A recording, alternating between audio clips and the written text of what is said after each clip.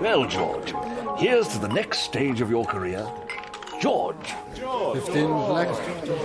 This is all rather premature, I'm afraid. Come on, it's in the bag and you know it. Oh, no! Damn it to hell! Oh, good Lord. Blazes with a lot of you. You can go and rot for all I care. Give me some of that. Haven't. For heaven's sake. What, keep my voice down? Behave myself? Showing you up, am I, Father? It's yourself you're showing up. I'm taking you home. Kindly take your hands off me. I can walk. And do so. Settle your debts and we'll leave. Settle my debts? Come on. We're getting you out of here. 16, 17, 18, 19, 20. Not a bad night.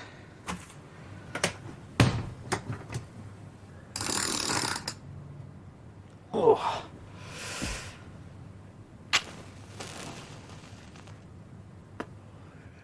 I hear there was trouble.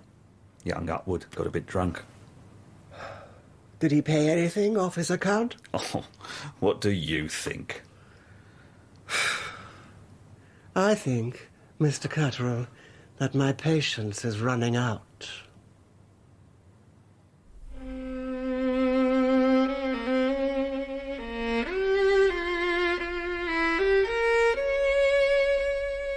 The Striking Success of Miss Franny Blossom by Bert Coules, with Clive Medicine as Sherlock Holmes and Andrew Sachs as Dr. John Watson, and featuring Geoffrey Whitehead as Colonel Upwood, Maggie Steed as Mrs. Ricoletti, and Stephen Thorne as Inspector Lestrade. The Striking Success of Miss Franny Blossom. Well, sir, are you going to tell me or not? It's 2,000, near as damn it. £2,000. And do you owe this to your so-called friends or to the club? The club. Always play against the house. Better odds. Until they started rigging the games, that is. You're accusing the Nonpareil Club of rigging the games? It's true. Stupid young fool. I hope you've kept this nonsense to yourself. It's bad enough that you owe them money. I suppose you don't have it? Well, of course I don't. Why do you think I've been trying to win it back? I might be able to help. Have you got that sort of money? I can get it. Are you certain? One of the girls heard him. And just how many people has he said this to? Not many, she thinks. But he was talking about spreading the word. Something's got to be done.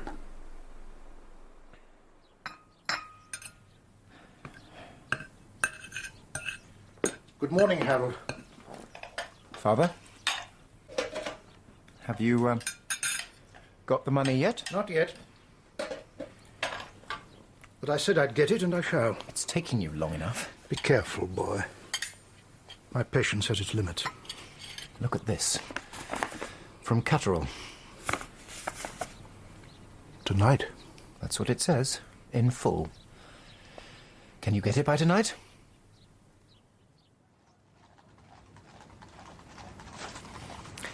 What's the time? 2:45. Time for us to go. Us? There's something very wrong about all this. I'm coming with you. He said alone. He meant alone. Give me the bag. Here. You sure it's all there? For heaven's sake, boy, shut it. You don't know who's about this time of night. Now go. I'll wait here for you. I think I'm old enough to find my own way home, don't you? Harold. Sorry, but I have to do this on my own. Please. Very well. I'll see you at home. Right.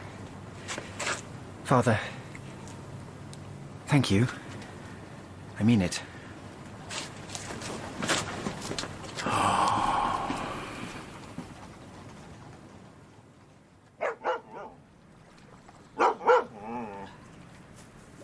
You stupid dog.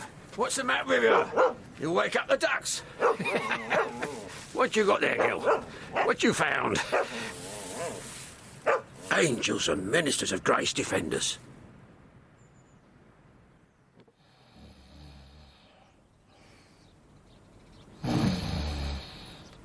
Colonel? Colonel Upwood, sir. What? Jenkins? There's a man downstairs, Colonel. What do you mean, a man? A gentleman? No, sir, he's from the police. A Mr. Lestrade.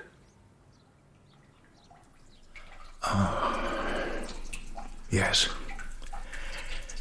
That's him. Thank you, sir. I'm very sorry for your loss. Sir? Inspector? Not now, Morley. It's very important, sir. Excuse me, Colonel. Of course. All right, what is it? I found this, sir, just before you arrived. What do you mean you found it? Where? In the wound. Push right in. Show me. Good God above.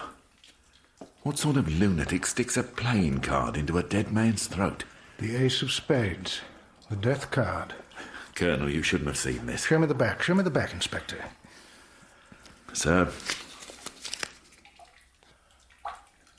The Nonpareil Club.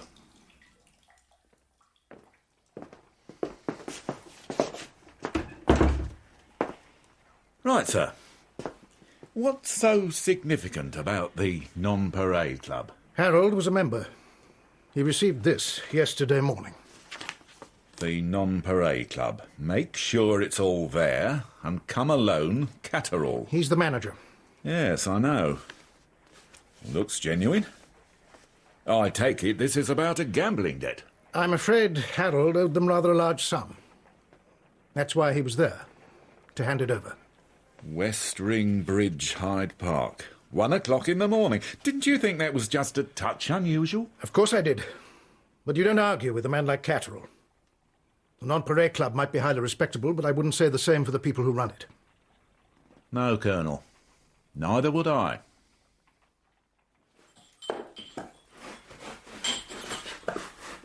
We're closed.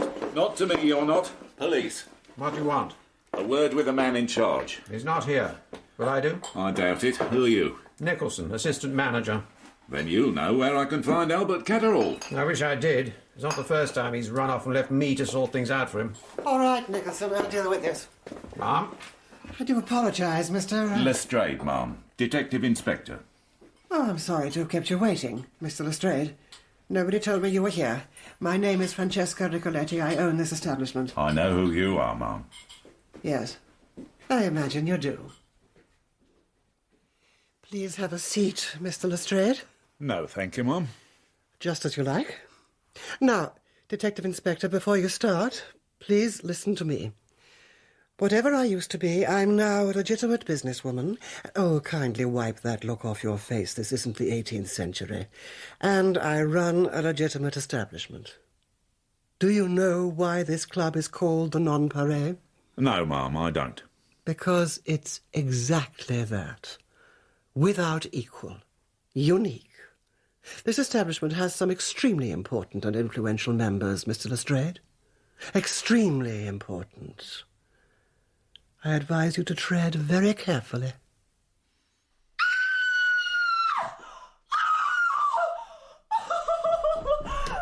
For heaven's sake, girl, what's the matter? In there, Mr. Jenkins! In there! Have you been in the master's study? Blood! There's blood! Oh, Colonel! Jenkins! Dear God! I'm all right. Send for the police. The police? Tell them it's Albert Catterall. And tell them he's dead.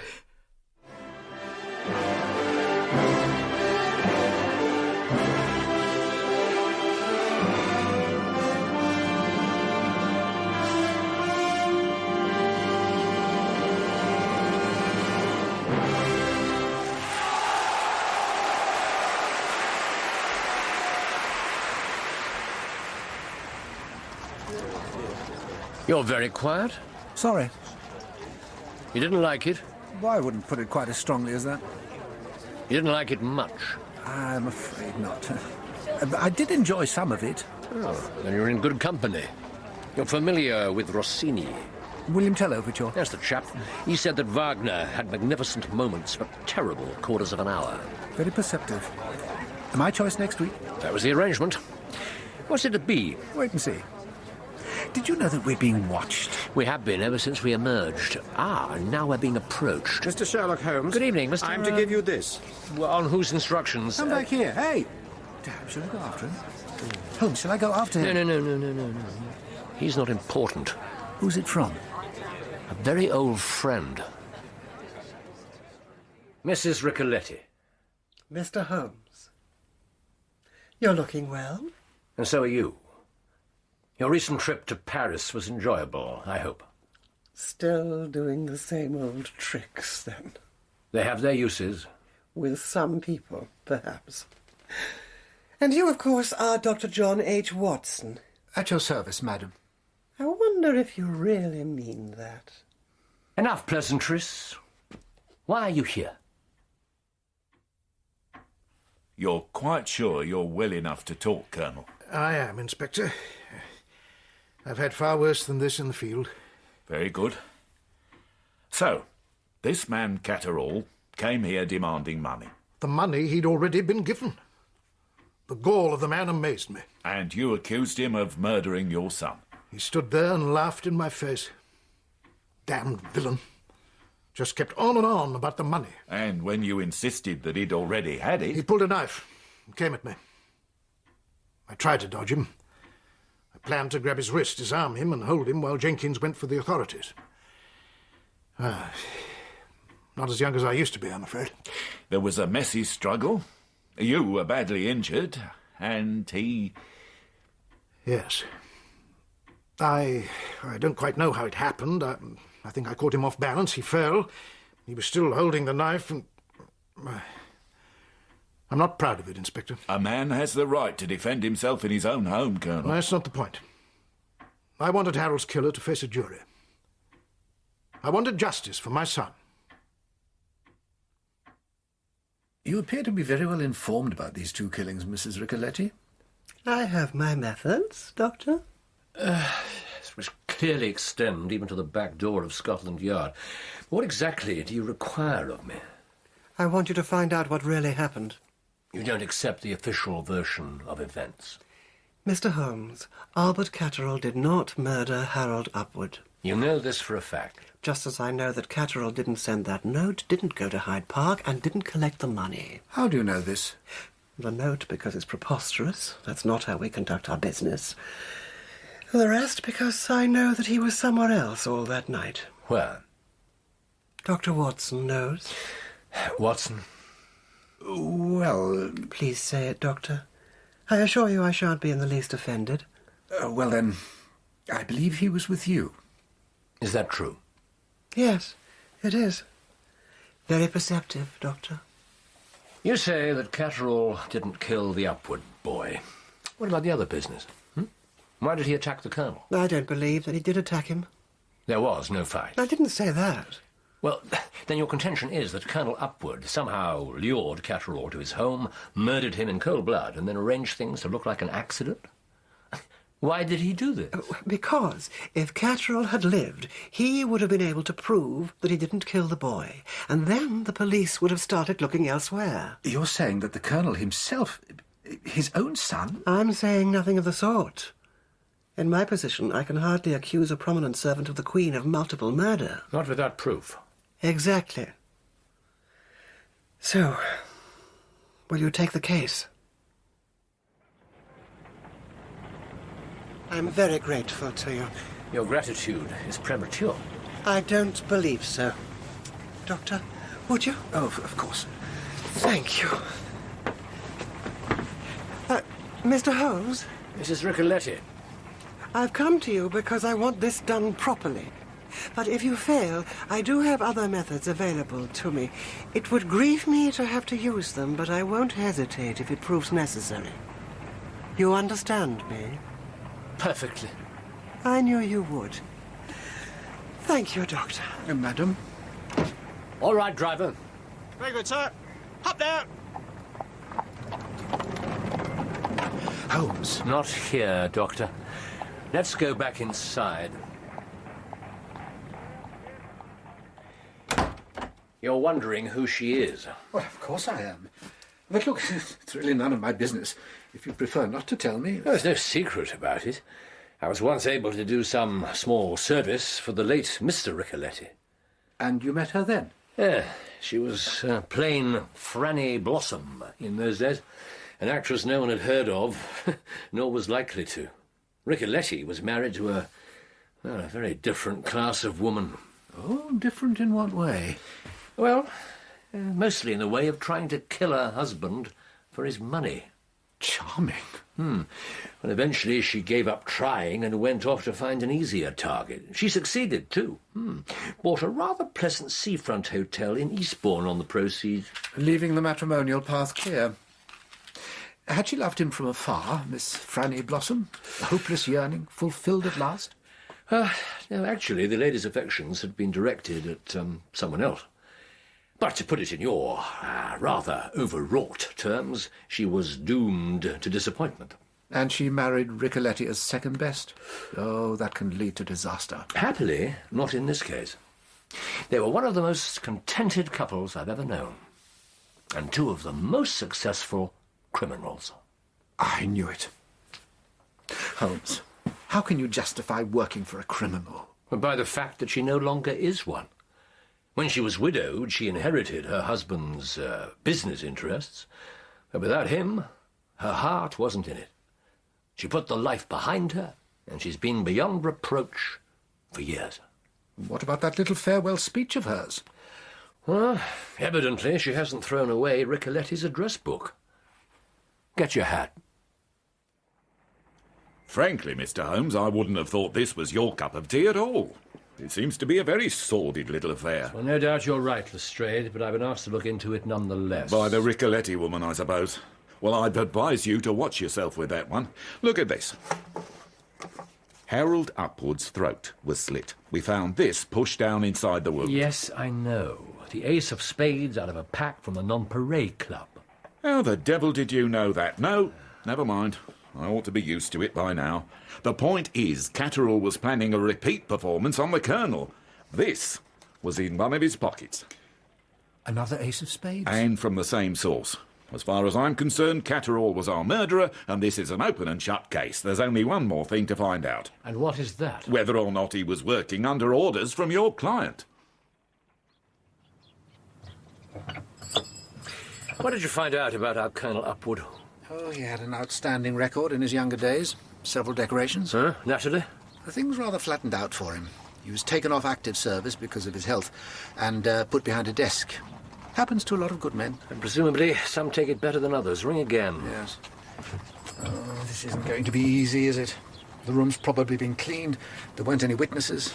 How can you find out if it really was an accident or if it was murder? I thought I'd ask him. No, Mr. Holmes, I didn't kill him. You have my word on it. Though things might well have been different if I'd still had my old revolver and a cartridge or two. It would be wiser not to say that at the inquest, Colonel. It's the truth, sir. I've never shrunk from it before. I see no reason to start now. You're in no doubt that Catterall killed your son? None whatsoever. How much more proof do you need? Did you know the man yourself? I'd seen him at the club. Had no direct dealing with him. The police told me he was a shady character, not that it needed saying, of course. Man was obviously a thug.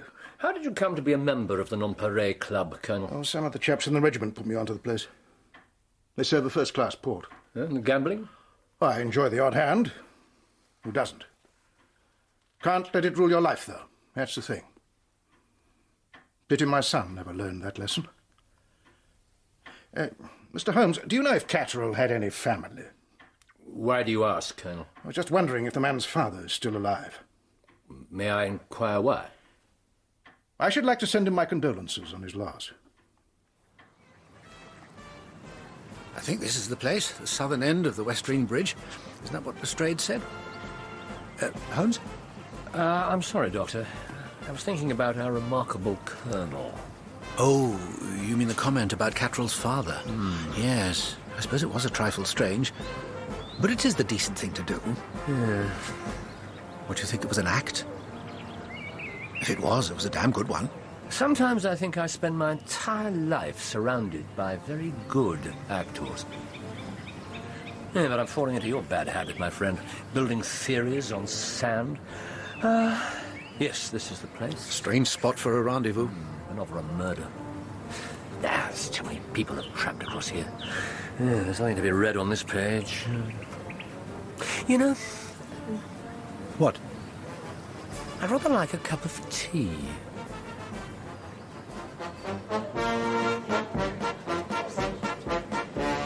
Could you read anything from the Colonel's study?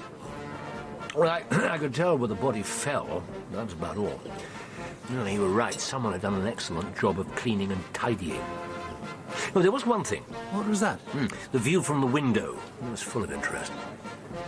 I have to see that letter from Catterall. I thought you'd asked to see it while we were at the yard. Why didn't you? There was no point. Of course there was a point. I didn't have a sample of his writing to compare it with. Ah.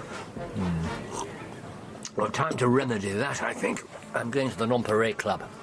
You don't want me to come with you? Now, I have another mission for you. Go down to the police mortuary and see if you can't get a look at the post-mortem reports on Upwood and Catterall.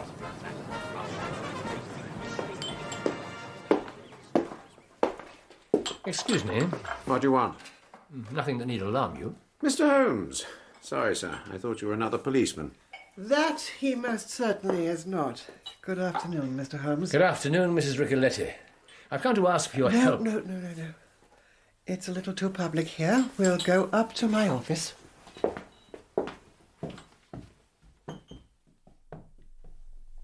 You must excuse Mr. Nicholson. That policeman was here again. Lestrade thinks that Catterall was acting on your orders. So I discovered. Was he? Do you think I've been lying to you? You used to be able to tell. No, Mr. Holmes, he was not. What can I do for you? Firstly, you can tell me if you had any reason to want Harold Upwood dead. I?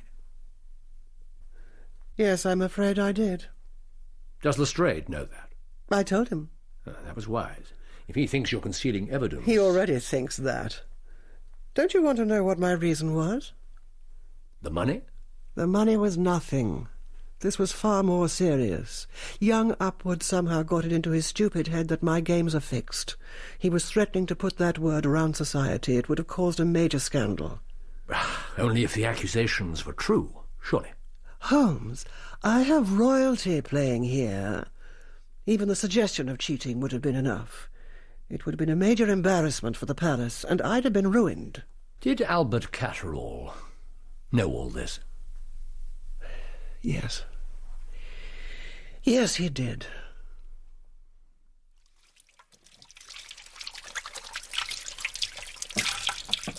Here, Doctor. Oh, thank you, Mr. Morley.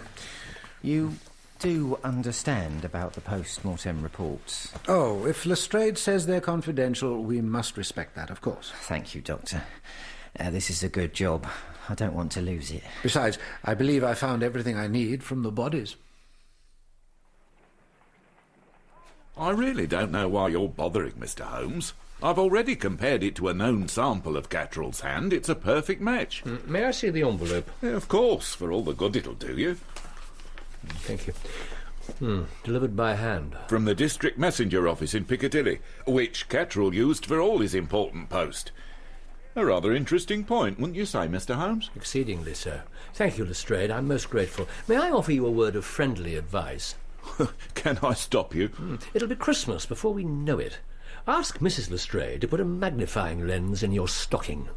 The letters are forgery. Oh, no, Mr. Holmes, I remember most particular. We simply don't get that class of person in here, you understand. So I remember most particular. Saw the girl from the Nonpareil drop one of her letters in the street, followed her here and handed it in so it could go off safe with the others. Goes to show, doesn't it? Poor broken soul, living rough but honest as the day's long.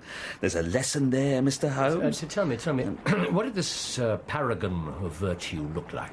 Well, to be honest, sir, all I could really swear to was the coat. Coat? Had it all wrapped round like a shroud. Ooh, great heavy brown coat, all ripped up and stained with God knows what. That any help to you, sir? Both men were killed with a long-bladed, double-sided knife. It needn't necessarily have been the same weapon, but the odds are very good that it was. Upwood's throat was cut almost from ear to ear. Really savage attack. And Catterall? Stabbed to the heart. I say the angle of the thrust was quite consistent with it happening accidentally in a struggle. Thank you, Doctor. But, there was one odd thing. Oh? This struggle must have been pretty fierce, wouldn't you say? You saw the state that Colonel Upwood was in? I saw a lot of bandages. I prefer to reserve my judgment about the actual wounds. Well, this might help you make up your mind. Catterall's body didn't carry any signs of a fight. None? No contusions, no abrasions, and apart from that one single fatal wound, no cuts at all. Fascinating. Excellent work, Watson. Thank you. Now, how did you get on? Did you look at the note? Oh, yes. And was it Catterall's handwriting? It was superficially similar, but to the trained eye there were at least 11 vital differences. The T's alone were conclusive. So it was a forgery. Mrs. Ricoletti was telling the truth. Did you doubt it? Well, didn't you? You're the one who said that women can never be trusted. What was it? Not even the best of them. And you know what they say? Once a criminal... They say many things, Doctor. I prefer to rely on facts. So, if Catterall didn't send the note, who did? Gentlemen, good evening. Mrs. Ricoletti. Well, Mr. Holmes, have you made any progress? Yes, I have, and now once again I need your help.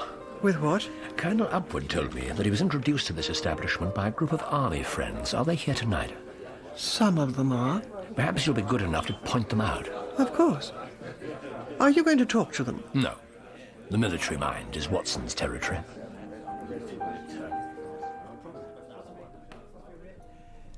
To your success. I don't like to anticipate the outcome of a case. Cautious as ever. All right. I'll settle for your very good health. And yours.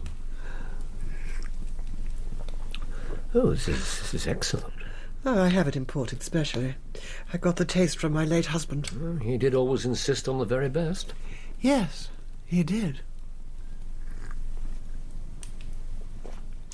I'm afraid your Dr. Watson rather disapproves of me. Well, the good doctor can be somewhat conventional at times. Do you share his opinion? Have I given you that impression? Please, just for once, answer a question without thinking about it first. Do you disapprove of me? No, I don't. See? You can do it if you try. Why didn't you keep in touch? I didn't realize you were expecting me to. No, I don't suppose you did. Understanding women was never your strong point, was it? Even women on the wrong side of the law. I thought those days were all behind you. And so they are. When Alberto died... I was sorry to hear about that. But not sorry enough to come to the funeral. I was out of the country, a murder in France. And if you'd been here, would you have come? Yes, I would. It was a bad time. I could have done with a friend. And now it's happened all over again. Was he a good man? Catterall? Yes, he was. Oh, a bit rough round the edges, I grant you. Something of a past. But no violence, and most certainly no murder. I wouldn't have tolerated that. I know it. You do? Perhaps you understand me better than I thought. Perhaps I do. Will you tell me something? What? Back when Alberto and I were in business together, why did you never interfere? Our paths simply never crossed. I can act only when I'm engaged to do so. And do you accept every commission which comes your way? Certainly not. No, one has to be selective. Ah. Our lives are defined by our choices, as the old philosopher said. And sometimes by other people's. Come on, finish your drink and we'll get back downstairs.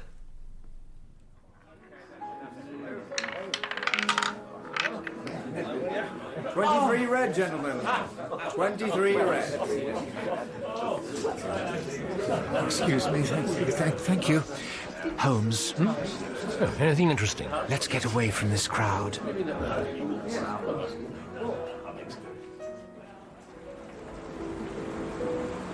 Apparently, Colonel Upwood has been dropping hints about some great opportunity coming his way. What sort of opportunity? They're not sure, but they know this. It has a royal connection. Now, what would our ruling family want with a retired army colonel? It could be some sort of honorary position. Military advisor, perhaps. A tutor. Well, these things do happen. All it takes is a friend in the right place, someone remembering an old favour. Oh, they're highly sought after, too, jobs like that. Because of the material rewards. In the Fusiliers, they still talk about Major General Frederick Bellamy Smith. He was made Master of the Sword to one of the more obscure princes. It got him an income for life, a butt of sherry every Lady Day, and an apartment in Eaton Place. Upwood's not a wealthy man. Quite the opposite, in fact. But I don't think he'd murder purely for material gain. It's not just that. These posts are very prestigious. They grant you an entry to the court. So, our colonel was about to go from obscure and abandoned to having the ear of the highest in the land, except that his son's making a public spectacle of himself and is about to embarrass the crown. And so he had to die? Men have been killed for less, Watson. A very great deal less. Well, perhaps they have. But the man's own son... Stepson. Stepson. He wasn't his natural son. Upwood's first marriage was childless, but his second wife was a widow with a 15-year-old son. The woman died of pneumonia 5 years ago when Harold was 20. And the boy stayed with his stepfather? Roof over his head, money on tap, and the colonel tolerated him. Until the boy's behaviour threatened what he's always wanted. It's not proof, Holmes. No, it isn't. And if you're right, I can't see Upwood confessing. How can we prove it? One way or the other. Short of a witness in the park who saw the murder. If there had been a witness, Lestrade would have ferreted him out. You know how persistent he is. It's possible that he didn't look. As far as Lestrade's concerned, that side of the matter's closed. It's Mrs. Ricoletti he's after now. Inspector, this is harassment, pure and simple. I just want to ask you a few more questions. Wouldn't you prefer to resume this conversation inside? No, sir, I would not. And unless you want to hear from my solicitors, I suggest you don't try to force your way into my premises again. You're not doing yourself any favours, you know. I don't stand in need of any, sir. Not from the police. And don't think that Mr. Sherlock Holmes is going to get you out of trouble. Not this time.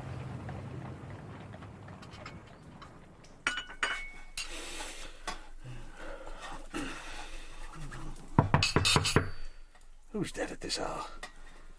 Get that bacon on the plate, girl. You know what he's like if his breakfast's late. Yes, Mr. Jenkins. We don't give to beggars. Be off with you, woman. Not a beggar. Got a message. Keep your distance. That coat's crawling. Got a message for the Colonel. Well, what is it? Tell him I sleep under the bridge every night. But I don't sleep well. Be on your way before I fetch a constable. He wouldn't want you to do that. Tell him.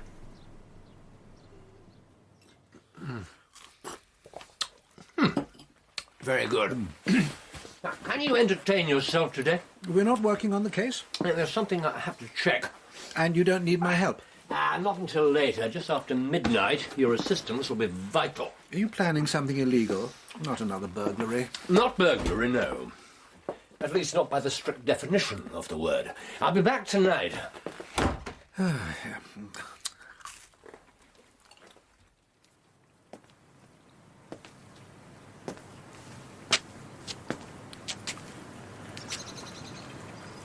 Come on, then. Show yourself, woman. Show yourself, damn it.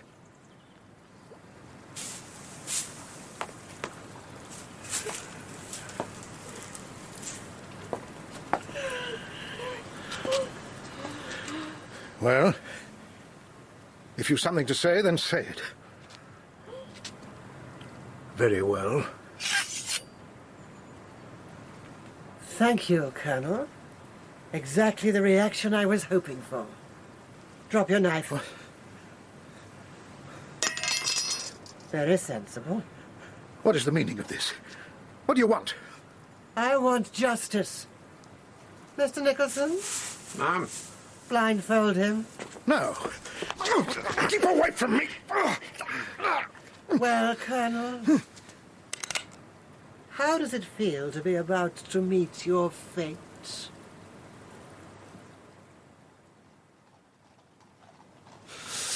Oh, for pity's sake, Holmes. Oh, thank God. Ah, you found something. Yes, I did. Several things, in fact. Do they prove that he's guilty? Let's get back to Baker Street. I told you there was no danger of discovery. Spent the day making sure of it. The movements of the servants, the neighbours, the constable on the beat. You never said anything about a policeman. Didn't I? Oh, must have slipped my mind. Sure, that's not a visitor at this hour. No doubt about it. Don't you recognise the coachman?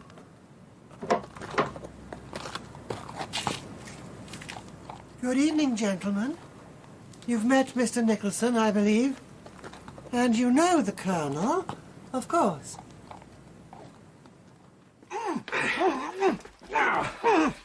Sit there and be quiet. This is outrageous. Doctor, the man's a murderer. Look, I've bound and gagged a man before. I know what I'm doing. Thank you, Mr. Nicholson. Beautifully done. Please wait for me downstairs. You've jeopardised the entire case. This is common assault. Nonsense. I made a citizen's arrest based on very good evidence. He was going to attack me with this. You were told to be quiet. Keep still, Upwood. What are you doing? I want him to be able to talk. There.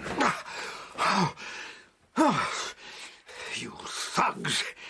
I'll see you all in jail for this. Release me at once. All in good time, Colonel. Perhaps you'd be kind enough to answer one question first. You're insane, the lot of... It's a simple enough question. Why is it, when you have an admirably efficient domestic staff, that you've taken to the very odd habit of disposing of your household waste by burying it in your back garden? I've absolutely no idea what you're talking about, sir. Oh, I think you have.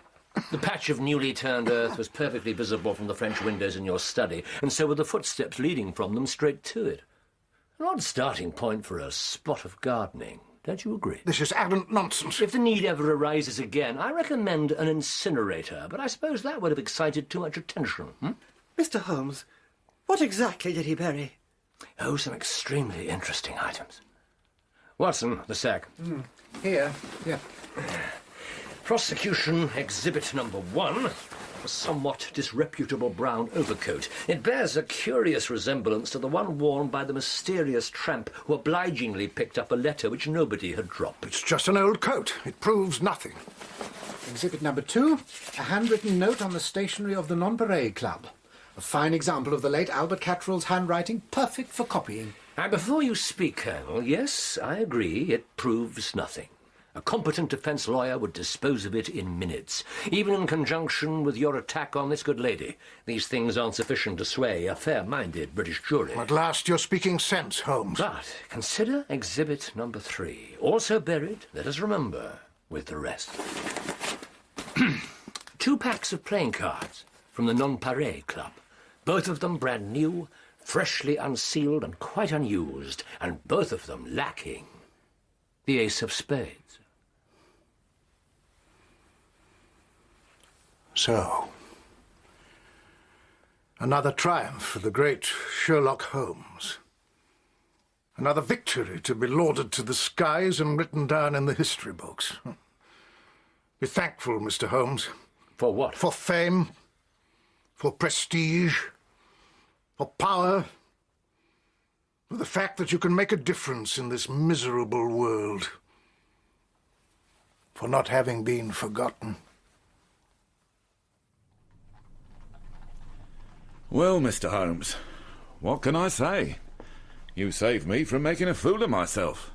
Even if, between the two of you, you and the Rigoletti woman broke half the laws on the statute books tonight. Oh, nonsense, Lestrade. And that's no way to speak of a respectable lady and a concerned citizen. I suppose you want me to apologise to her. I want you to do only what your conscience dictates.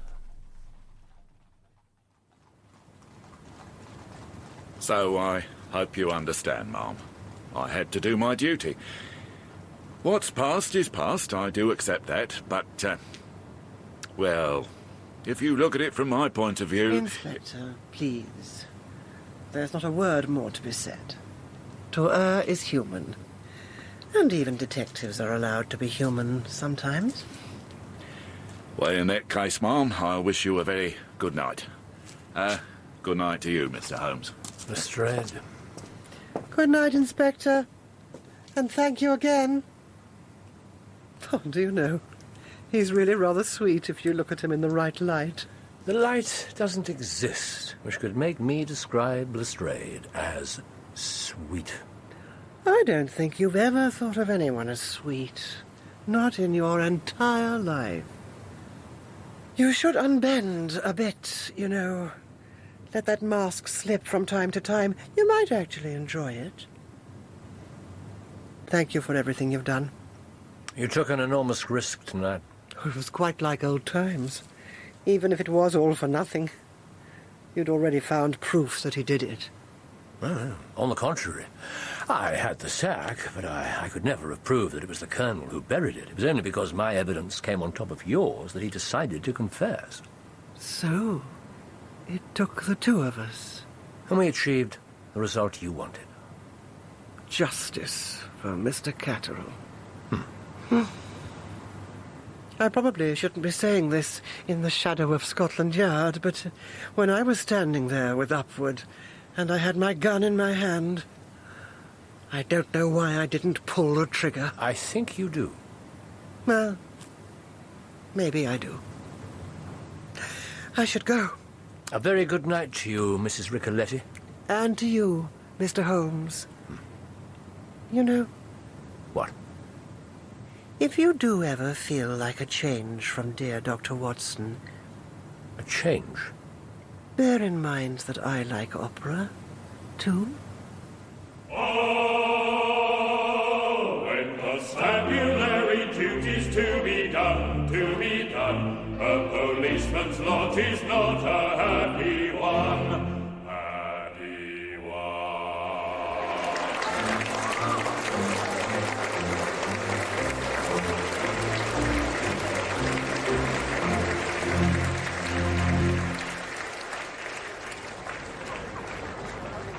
Do you know, I rather enjoyed that.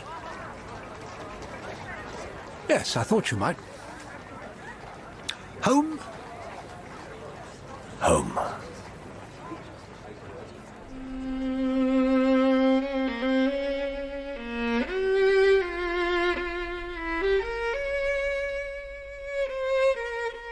In the striking success of Miss Franny Blossom, Sherlock Holmes was played by Clive Medicine and Dr. John Watson by Andrew Sachs. Colonel Upwood was played by Geoffrey Whitehead, Mrs. Ricoletti by Maggie Steed, and Inspector Lestrade by Stephen Thorne. Harold Upwood was played by Scott Brooksbank, Catterall by Philip Fox, Nicholson by John Rowe, and the maid by Alice Hart. Other parts were played by members of the cast. The striking success of Miss Franny Blossom was written by Bert Coules from a reference in the novel The Hound of the Baskervilles by Sir Arthur Conan Doyle. The director was Patrick Rayner.